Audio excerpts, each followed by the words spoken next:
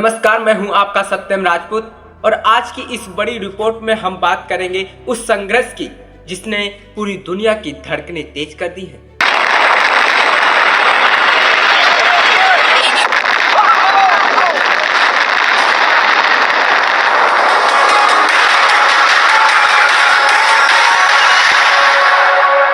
जी हां, middle east में हालात ऐसे मोड़ पर पहुंच चुके हैं जहां से वापसी का रास्ता शायद बेहद मुश्किल हो सकता है। एक तरफ है इजराइल और उसके पीछे खड़ा है अमेरिका। जी हां, और दूसरी तरफ है ईरान, जिसकी नई सत्ता अब ऐसे हाथों में बताई जा रही है जो बदले की आग में जल रहा है।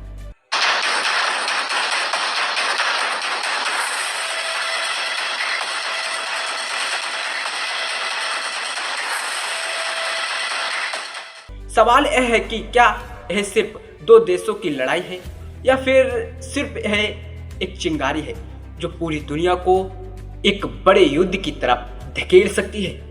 क्योंकि जब मिडिल ईस्ट में मिसाइलें उड़ती हैं तो उसका असर सिर्फ उस इलाके तक सीमित नहीं रह सकता, बल्कि उसकी गर्मी दुनिया के हर कोने कोने तक पहुंचती है। तेल के दम से लेकर शेयर बाजार तक और आम आदमी के किचन से लेकर देशों की अर्थव्यवस्था तक सब कुछ इस आग से प्रभावित होता है। पिछले कुछ दिनों में जिस तरह के हमले हुए हैं उन्होंने दुनिया को हिला दिया है।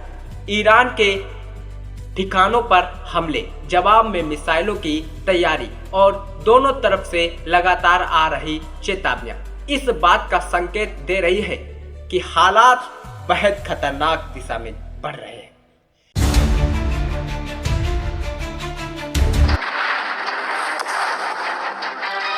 इजराइल साफ कह रहा है और कह भी चुका है कि वह किसी भी कीमत पर ईरान को मजबूत नहीं होने देगा, जबकि ईरान का कहना है कि वह अपनी संप्रभुता और सम्मान की रक्षा के लिए किसी भी हद तक जा सकता है। यही वह टकराव है जो इस पूरे संकट की जड़ बन चुका है। लेकिन इस कहानी का सबसे रहस्यमय किरदार वह नया चेहरा है जो अब तक ईरान की सत्ता के केंद्र में बताया जा रहा है। एक ऐसा नाम जो सालों तक पर्दे के पीछे रहा लेकिन अब अचानक दुनिया की सुर्खियों में आ चुका है। कहा जा रहा है कि वह सिर्फ एक धार्मिक नेता नहीं बल्कि एक रणनीतिक खिलाड़ी है जिसने अपनी जिंदगी साजिशों, संघर्षों और सत्ता के खेल के बीच बिताई है। उसके बारे में कहा जाता है कि वह कम बोलता है लेकिन जब फैसला करता है तो उसका असर बहुत दूर तक जाता है। यही वजह है कि उसकी खामोशी आज दुनिया के लिए सबसे बड़ा रहस्य बन चुकी है। क्या वह खामोशी किसी कूटनीतिक समझौते की तैयारी है या फिर उस तूफान से पहले का सन्नाटा जो पूरी दुनिया को हिला सकता है? क्योंकि इतिहास गवाह है कि मिडिल ईस्ट की जंग कभी सीमित नहीं रहती। जब भी ये युद्ध की आग भड़की है उसने पूरी दुनिया की राजनीतिक और अर्थव्यवस्था को बदल कर रख दिया है। आज भी वही डर दुनिया के सामने खड़ा है। अगर यह टकराव बढ़ता है तो तेल की सप्लाई पर असर पड़ेगा, वैश्विक बाजारों में भूचाल आएगा और कई देश आर्थिक संकट में घिर सकते हैं। खास तौर पर भारत जैसे देश जो अपनी ऊर्जा जरूरतों के लिए खड़ी क्षेत्र पर निर्भर है, उनके लिए यह स्थिति बेहद गंभीर हो सकती है। पेट्रोल और डीजल के दाम आसमान छू सकते हैं, महंगाई बढ़ सकती है और आम आदमी की जिंदगी पर सीधा असर पड़ सकता है। यही वजह है कि क्या दुनिया की बड़ी ताकतें इस संकट पर लगातार नजर बनाए हुए हैं। रूस और चीन जैसे देश भी इस पूरे समीकरण का हिस्सा बन चुके हैं। उनके अपने रणनीतिक हित हैं और वे नहीं चाहते कि अमेरिका अकेले इस क्षेत्र में अपना दबदबा बनाए रखे। लेकिन साथ ही वह भी जानते हैं कि अगर युद्ध बहुत ज्यादा बढ़ गया तो इसका आर्थिक नुकसान उन्हें भी झेलना पड़ेगा। इसलिए यह पूरा खेल अब सिर्फ मिसाइलों और हथियारों का नहीं बल्कि कूटनीति, रणनीति और वैश्विक शक्ति संतुलन और का बन चुका है।